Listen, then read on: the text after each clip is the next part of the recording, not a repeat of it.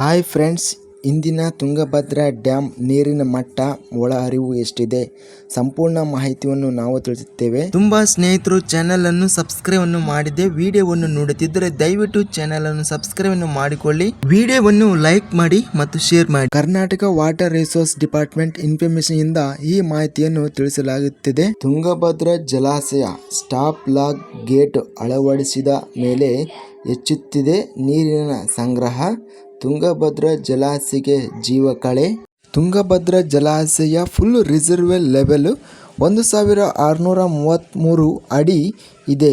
ಇದಕ್ಕೆ ಇಂದು ಪ್ರಸ್ತುತ reservoir level 1631.91 ಅಡಿ ನೀರು ಏರಿಕೆ ಆಗಿದೆ. ತುಂಗಭದ್ರಾ ಜಲಾಶಯ ಗರಿಷ್ಠ ಸಾಮರ್ಥ್ಯ 105.79 TMC ಯನ್ನು ಹೊಂದಿದೆ. ಇವತ್ತಿನ ಜಲಾಶಯ ಸಾಮರ್ಥ್ಯ ಬಂದು 101.46 TMC ನೀರು ಏರಿಕೆ ಆಗಿದೆ.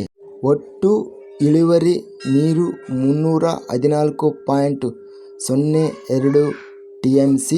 ಇವತ್ತಿನ ನೀರಿನ ಒಳಹರಿವು 39,945 ಕ್ಯೂಸೆಕ್ಗಳು ಮತ್ತು ಇವತ್ತಿನ ನೀರಿನ ಹೊರಹರಿವು ಔಟ್ಫ್ಲೋಸ್ 15,235 ಕ್ಯೂಸೆಕ್ಗಳು.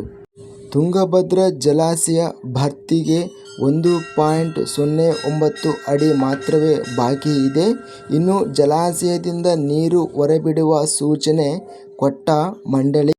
ಹೆಚ್ಚಿನ ಮಾಹಿತಿಗಳ ವಿಡಿಯೋಸ್ಗಳಿಗಾಗಿ ನಮ್ಮ ಚಾನಲನ್ನು ಸಬ್ಸ್ಕ್ರೈಬ್ ಮಾಡಿಕೊಳ್ಳಿ. ವಿಡಿಯೋವನ್ನು ತಪ್ಪದೆ ಲೈಕ್ ಮಾಡಿ ಮತ್ತು ಶೇರ್ ಮಾಡಿ. ಜೈ ಜವಾನ್ ಜೈ ಕಿಸಾನ್.